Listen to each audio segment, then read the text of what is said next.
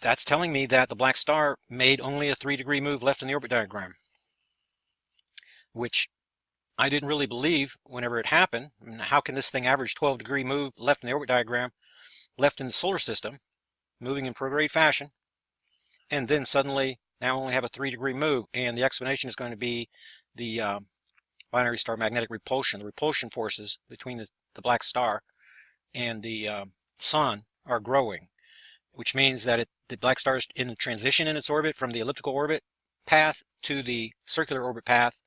It looks like that's the way that this thing is moving. And there's lots of new subscribers, and some of you are catching up on what's going on. You're going to want to read this article from the Canadian student that he has some understanding of the binary star magnetic repulsion forces that I'm talking about here. This is not a NASA paper. NASA hasn't caught up yet to what has been observed in these stars in this paper. And this is along the line. This is the anomalous activity of the black star, and this is the best explanation that we have today. The only 3 new volcanic eruptions. You see we had another one in Russia, and Central America now has become active again. And here we have a new volcanic eruption at the location of our Vanuatu quake at the near side alignment. Then, so with just 3, that's what we should see. 1, 2, 3, or 4 at outside orbit position. So that's where we're at. Expect these values to go up now. With more deeper quakes, larger quakes, you're going to get those magma plumes. I know a lot of the new subscribers haven't been exposed to what's going on with the rising magma plumes, and you're going to want to go into the newsletter, go back 2 or 3 volumes, and we have pictures of what's going on inside of Earth mantle and these rising magma plumes and how it's affecting the Pacific Ocean Ring of Fire. And it's how the earthquakes and the volcanism are now becoming more intertwined. They're being more and more connected. And whenever you look at the pattern, I explained it in the commentary here, then with these rising magma plumes, then you can see the reasons for Jade Helm 15, Cascadia rising exercises, the exercises in the New Madrid seismic zone, because just about everybody already realized the big one, quote unquote big one, from the New Yorker article 2015, just Google that, is coming. It's definitely coming. And it's going to come near the end of one of these Earth change uptick periods, whether it'll be this one or the next one. I can't tell you how that's going to shake out, but we're going to continue monitoring everything and making these weekly reports, and everything is going to make more sense as you gain more information about what we're doing with Project Black Star. And before we go any further, make sure that you read the Dakota report. It was mentioned in the interview I had with Steve Olson yesterday, and he hadn't seen a lot of that information, and I think a lot of his subs haven't seen that information. But when you read through the operations section of the Dakota report, you'll see the connection between the 9/11 inside job and this investigation that's going on right now.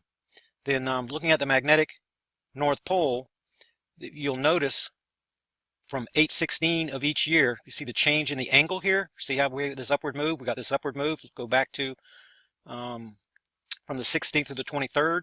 Previous year, you see this upward move. We're seeing the same kind of movement. And while I'm watching this 360 mark right here, we want to know the date that this passes by, make that comparison to September the 8th of last year, count the number of days, then we'll see how that compares to what's happening in the seismic chart.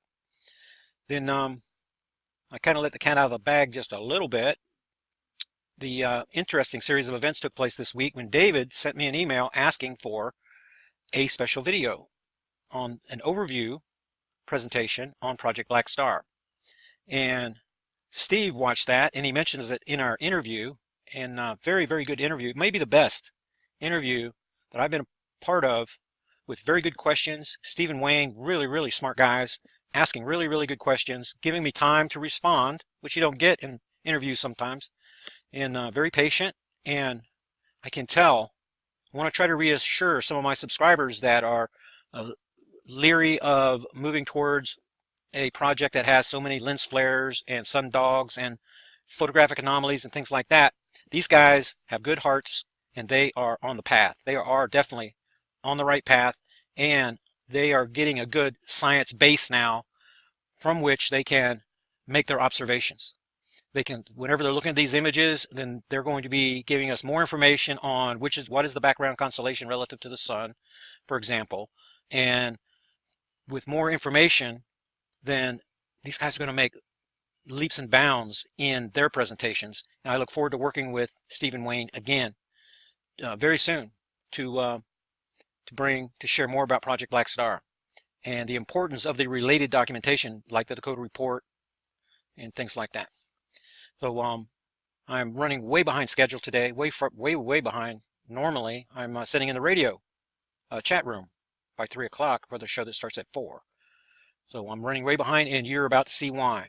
This is by far the record-breaking week for support for the research, and by far, greatly. And my appreciation, my thanks go to Steve Olson again, and Wayne, and for David for helping all this come together. Christine and Bonnie and Sandy and a lot of others, regular subscribers, they've been pushing me in this direction because they feel like there's a good vibe coming from over there, and they turned out to be right. So it's taken some time, and this week is a transition week. It's transition week for the Black Star. We're the Earth. We're at outside orbit position, and I'll show you on solar system scope that we used a little bit yesterday during the presentation. So the Black Star is going to be in this area in the Libra constellation. It could be further right in the orbit diagram. I'm still trying to, it's just about in this location right here. So whenever you look down on the sun, you can see that Earth is right at this 90-degree triangle mark. And this is very key. There's also an outside orbit position on the far side, the winter side of the solar system. And that's when we start the new orbit cycles, and we know what this is. And Steve asked some good questions on this. Those questions and my answers are included in my article that's below the update report. Make sure that you go down and read David's information and Steve's information, our questions and answers, because it's going to help fill in a lot of the blanks about what's going on. This outside orbit position, very key, because Earth passed between the two stars back here in April when we had all this activity. Now we've been moving away from the Black Star, reaching this magical outside orbit position. That's when we get those sub 200 values for the 2.54 magnitude earthquakes, usually the sub 20 values for the 5s. But because of this new rash of 7s that's coming out, and the foreshocks and aftershocks, the 5 value is almost double what it should be. And I'm, again, a little bit surprised about the 199 2.54 magnitude, but that's where we're supposed to be. That's what was predicted at outside orbit position, and that's where we're supposed to be. So now the Earth is moving this way on back orbit. We've been near orbit for 6 months. Now we're on back orbit for 6 months. The Earth is in the quadrant of space that the Black Star is traveling in. And pardon the interruption. And so since that's happening, the magnetic portal connection between the Earth and the Black Star is shortening through this period, and that's why we're seeing this increase in earthquakes that's going on. This uptick period is going to continue all the way around here until we pass behind the sun relative to the Black Star.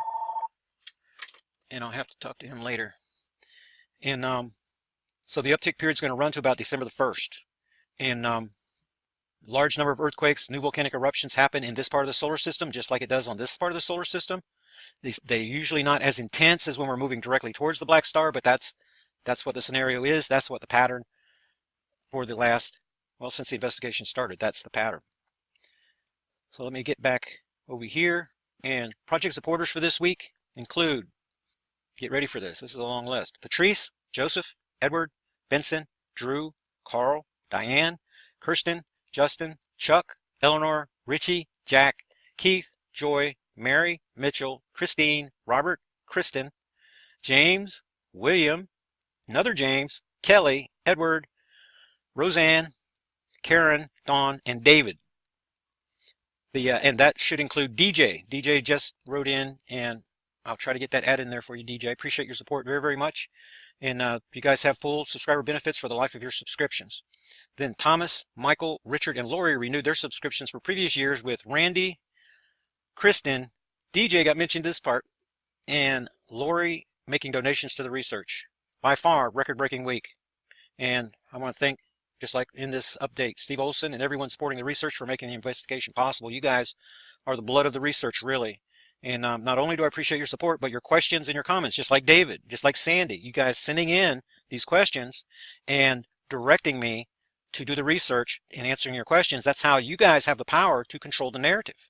You really do. You have more power than you realize to control what's going on in the Project Black Star investigation by directing questions on specific topics that lead me into those areas for discovery so that we can share more and more of the information.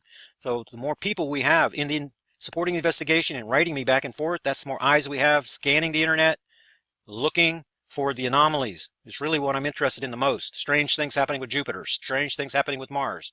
The strange stuff is likely black star related, because that's the change. The Earth change, the changes in Jupiter, the changes in the solar system. That's the changes that to me represent the birth pangs from 1 Thessalonians 5, starting in verse 1.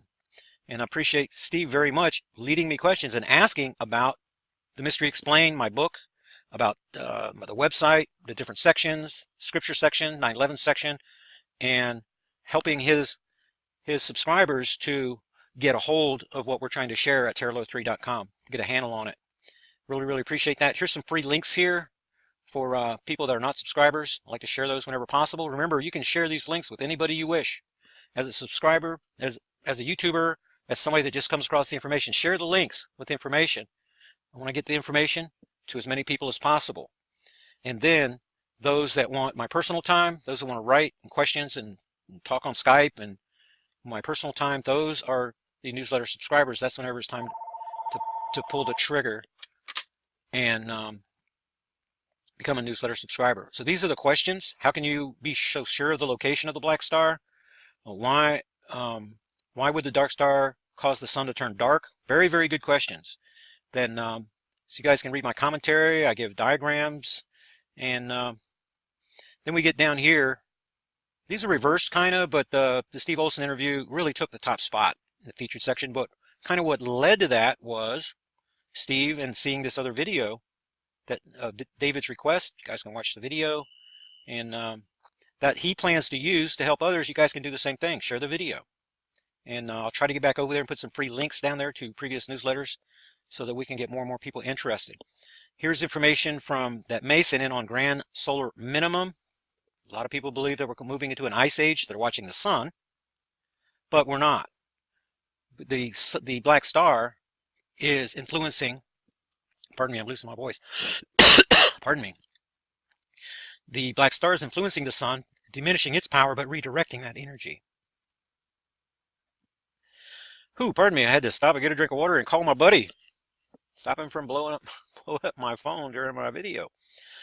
Okay, what I was getting at was a lot of scientists are on this. We're moving into an ice age thing because they're watching the sun. What they need to look at is the global temperatures. Since 1998, we've had the top 10 hottest years in recorded history. 2016, the hottest, surpassing 2015. That surpassed 2014. 2017 will be the hottest year on record.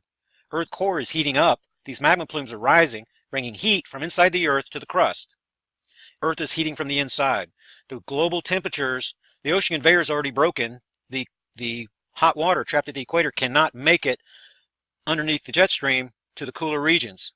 That's why you're seeing this strange polar vortex phenomenon working both ways, sending cold air south and sending warm air north. The Earth is attempting to maintain equilibrium. It's trying to, the best that it can. In my view, HAARP, the Tesla Technologies, weather modification stuff, is being used by the elite to help the Earth look more normal, because they don't want you to wake up about what's coming from space. That's kind of the idea. So she's going to make the case up here, which there's a lot of information. And then my reply is going to be down here using charts, showing you how, look at the difference between solar cycle 24. This is the radio flux progression. Look how high it is for solar cycle 23 and how diminished it is for solar cycle 24. You're looking at values that are between a third and a half of what they should be. Solar output greatly diminished. Sunspot values greatly diminished. They follow one another. So looking at this, you would think that we're in a Maunder minimum or something, some grand minimum. But that's not what's happening at all. Black star siphons off the energy and then redirects it through the secondary set of magnetic portal connections, so the Earth gets warmer and warmer because it's getting closer and closer to the Earth. Same thing with Jupiter. It's based on near black star planet proximity. When you realize that, then you can start looking at the planets nearest, especially the ones in the same quadrant with the black star, like Jupiter and Mars and Saturn right now, and you can see how they're being affected by that. A planet on the far side of the solar system, the magnetic portal connection between that planet and the black star is going to be longer. That means a lower percentage of active internal conduits, and I get into that in my commentary with Steve. And then that means that the potential for injecting electromagnetism into that planet is diminished because of the great distance. So some of the planets are going to be heating up. some scientists believe all the planets are heating up. My view, the ones that are in near proximity are heating up more rapidly than those that are at some distance away. Then another one that I wanted to share with you guys is the Black Star modeling recommendations. And this is a very good example. David and Sandy, very, very good. Then you're sending these questions. You send a little bit of information about the radial velocity, the Doppler method, and then you give me this opportunity and give you a GIF to watch right here so that you can realize that we're dealing with an object, an anomalous object that behaves more like a black hole than a celestial object. And most people in their thinking, they're trying to incorporate attributes of regular planets, regular main sequence stars or planets to the black star as if it has a regularly shaped gravity well, and it just doesn't. This thing has an extremely deep gravity well and has an event horizon. Things on the outside affected very little, things on the inside affected greatly. But the diameter of the black star is likely only 3 to 5 kilometers in diameter. This event horizon is not, the reach of it is not going to be very, very far away. And a lot of people are asking about orbitals and things like that. I just really do not have the data to be able to draw conclusions like that. And in this type of investigation, you really want to be slow to draw your conclusions, gather a lot of evidence, ponder everything, take your time, and then draw your conclusions to avoid making the larger mistakes. Part of which can discourage people from your research whenever you jump out on limbs and things like that. So I'm going to be slow in drawing conclusions. There's no evidence that I see at all that there are orbitals. Yes, there's some of that in the old Sumerian tablets, and there's some historical evidence of that. I have to admit that there is, but I do not have that science to be able to share with you right now. It could very well be some of the objects that Steve and Wayne are seeing on their WSO project are associated with the black star. It's possible, and they're already sending me images. But before you can begin giving critical analysis of that type of imagery, you really need a lot of background baseline information. That is going to take time. And as I get more information, I may be sending more of that to Don, our project astronomer, and I already sent him information from Steve and those guys. They seem to have heard that Mars is out of position, and I'm not going to buy that. I think Mars is precisely where it's supposed to be. The reason is because the event horizon and the way that the black star interacts with objects that are even in near proximity, it's not going to affect them very much gravitationally. It is going to affect them magnetically. The difference from Mars is it doesn't have a robust magnetosphere like Earth, Saturn, and Jupiter. So Mars is a good, like for the dust storms and things like that, whenever Earth magnetosphere turns around and Mars is right there, you're going to see dust storm formation like we did in 2012, again here in April. So Mars is a good witness for some things. Jupiter is a great witness for other things. And as far as orbitals go, like I said, there's just not the information there. Then World War III or Nibiru disclosure. And then Steve Olson wrote Sandy. And with this information, along with the continuity of government leaks and the martial law leaks, and now the Merkel announcement, I'm getting more concerned that we're looking at major chaos. Then they want, that's what Steve wrote, and he wants to have my reply. And you're going to get a geopolitical analysis briefing right here that is very important. There's so much happening this week that is buried on page 16 already. This is the longest featured section that we've had to date for the newsletters because so many questions came in requiring a lot of commentary. And the difference between a featured article and a top story in this newsletter is whenever the commentary. If there's a lot of explanation and commentary, that's going to be featured. And a story, just a story, there are just stories that make it into the featured, like this one right here. The Zika panic. This is pretty important because I think that it's connected to a binary weapon, brain-damaging binary weapon. Think H1N1.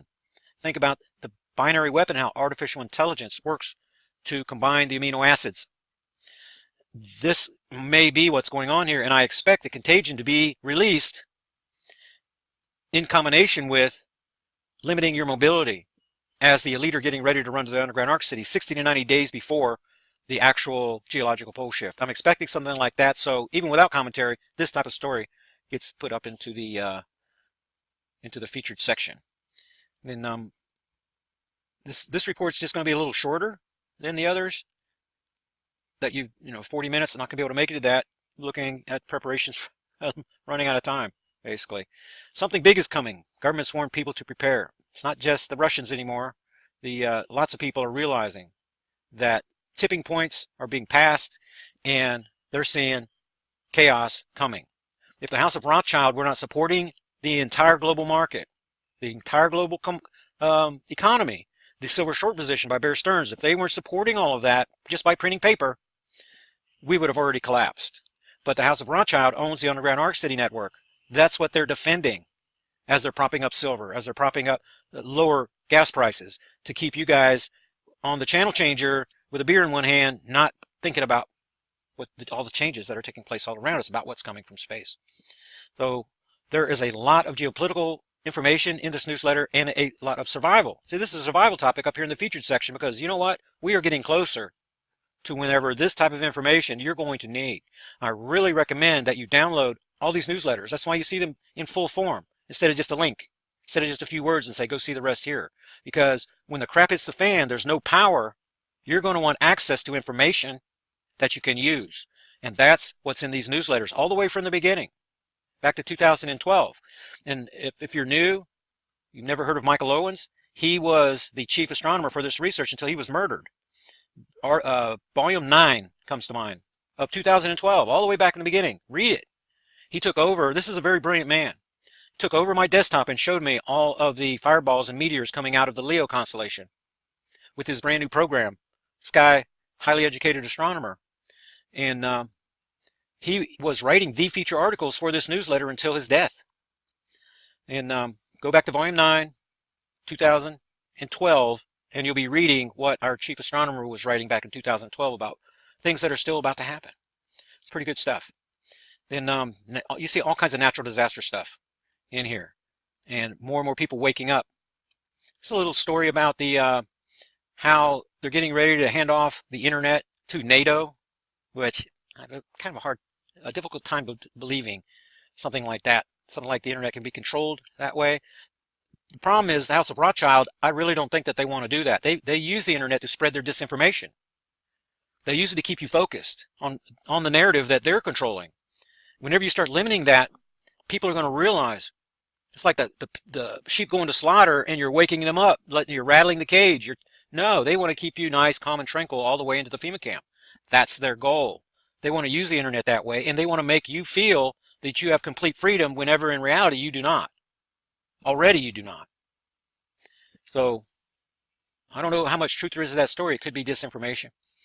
But it just came in and I haven't had time to analyze everything. When Rothschild's giving a warning, you very rarely hear about the House of Rothschild. Likely with disinformation embedded inside. That's when you hear George Soros, you hear Benjamin Fulford, who speaks for the Illuminati quite a bit. This is, whenever you hear these guys, they're trying to redirect attention. They're trying to manipulate the narrative. And they feel like that's slipping out of their hands. They come out with something like this. So information's here. And if you see something, read something, and you feel like that it needs more attention, you want to send me the email, quote, send the link, and then we can make that a feature article type of thing, for those that are new to the research. Tons and tons of information here, and it's great for somebody that's really too busy to keep up with everything all week long. That's what I do, sit here and take you guys from the contributors and subscribers, the articles that you feel are the most important. And so you're looking at what people that have already been part of Project Black Star, this is what they're looking at, and they feel that it deserves the attention. Eventually, you're going to get your legs under you, and you're going to have a better feel about what is helping people wake up and what is putting them to sleep. And then you'll be sending more and more information in, and the choice stuff will be posted like you see in the featured section above. Then I really need to cut this at about 30 minutes. Financial crisis. As long as you see silver below $20, which is just barely below now, the bottom was called at $13.50. Those that got in at $13.50, you look real smart right now. Eventually, when the crap hits the fan, power grids go down, silver eagle, silver maple, from Canadian maple, these things are going to be traded probably in the hundreds of dollars. So those of you that are getting 5 ounces of silver for $100 can see, I mean, this is great bartering. I do not recommend big old giant bars of silver or gold or anything like that. Small denomination for barter. Later in the timeline, the radio show I'm about to do, we posted right here for those new. These are old radio links from previous weeks.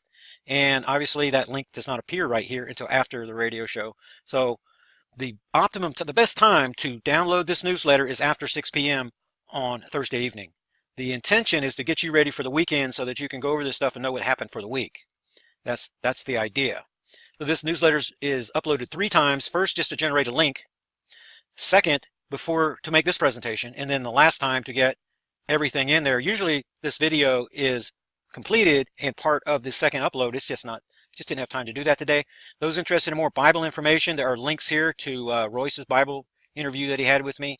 And I did not get the permanent link in here yet for our show yesterday with Steve Olson, but that is going to be a permanent link, maybe right up here near the top, because that's with these other 3 radio interviews that I did with Bad Baby.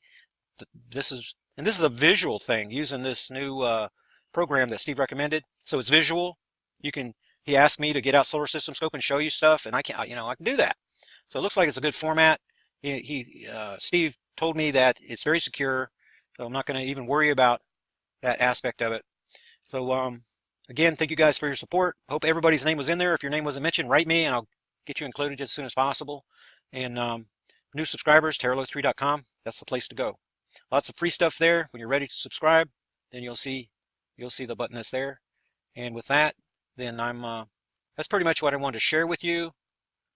I do not think that I showed you the earthquake picture